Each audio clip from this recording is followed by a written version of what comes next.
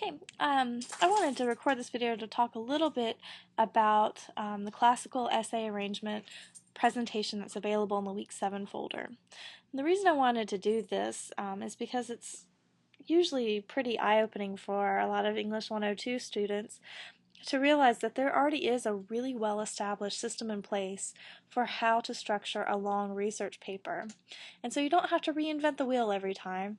We can kind of build on what's been done literally for thousands of years already.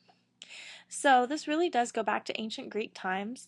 The guys standing in front of the forum in their long flowing togas and stuff, they were persuading people using rhetoric, and they were doing this before writing even existed.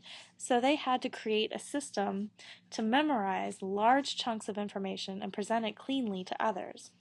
So now we have the luxury of writing, but we can still use their same basic format to make sense out of a long, persuasive piece. So they broke it down into 7 pieces, sometimes 8. And I wanted to talk a little bit about what each of those were. You do not have to use this for your own paper by any means. I just wanted to throw it out there as one possibility that might get you started thinking about other ways that might be equally feasible. So in the first section, and these are all sections, so think about this as more than just one single paragraph. Their first section is the introduction, and I've included the Greek here if you want to impress your friends at cocktail parties. Feel free to throw out these terms. But to begin with, they encourage you to start with your ethos. In other words, to establish your credibility as an authority on this particular subject.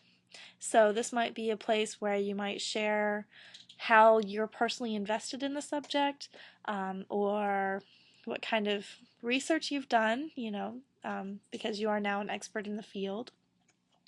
In other words, you want to establish trust and create some kind of personal relationship with your reader.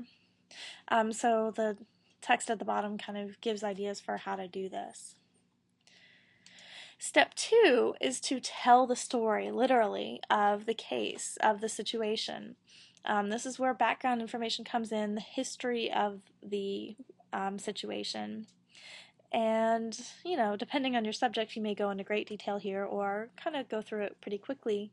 This is also a good place to define the terms that are important to your argument, things that casual readers may not understand or that you may be using in a specified context.